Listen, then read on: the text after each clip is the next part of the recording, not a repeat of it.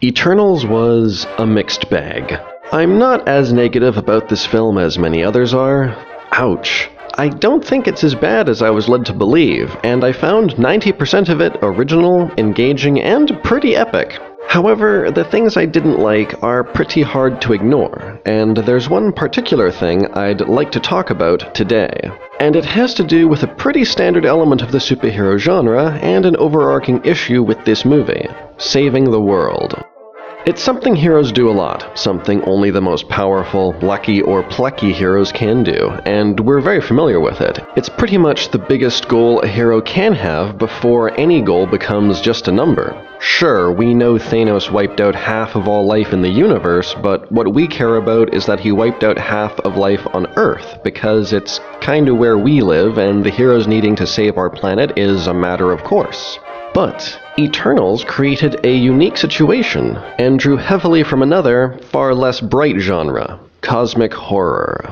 For those of you unfamiliar with its name, cosmic horror is defined by a premise wherein the concerns of humans are insignificant in the larger cosmos, and our existence could be ended by some horrible monster from beyond the stars, and the only way to stay sane is to not think about our tiny place in the vast, cold universe where the whim of some indifferent alien could end it all.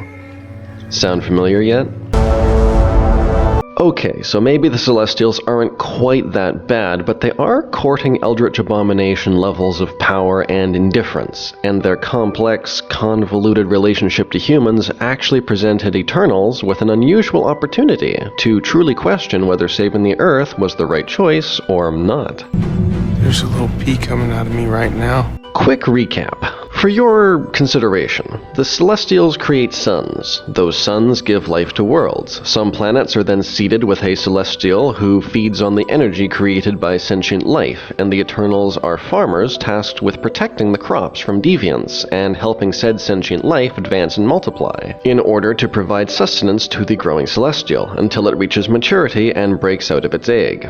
It then goes on to create suns, creating new systems and billions of lives, etc. Basically, this is part of the natural cycle of the universe in the MCU. The leaves falling from a tree to fertilize the soil and make new leaves, but on a scale which dwarfs all the films up till now, and puts the Eternals between a rock and a hard place that few heroes face, having to justify saving life on Earth when it's the equivalent of letting a chick die to save the bacteria growing on an egg. And the film didn't really expand or capitalize on this, because the question of why Earth was worth saving, for me, wasn't satisfactorily answered. It just kinda came down to life is valuable, but wouldn't that include the life of a Celestial, a being that is literally the cornerstone of life? Were I to invoke logic, logic clearly dictates that the needs of the many outweigh the needs of the few. Or the one.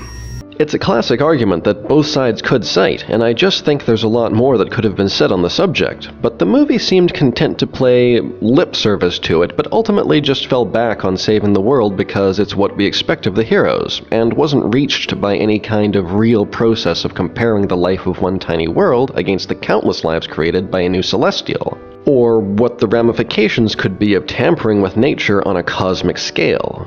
And it could have been interesting to maybe have the heroes take a third option, or else imply that the very nature of the universe is evolving out of its old process. And I can't imagine when such a storytelling opportunity will present itself on the big screen again.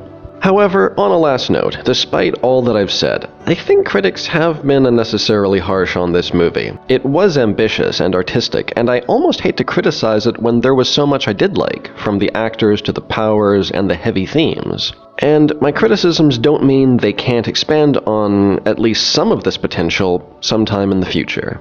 Anyway, this is all just my opinion. Tell me yours in the comments, subscribe, and hit the bell so you never miss a video, and I'll see you next time. Thanks for watching.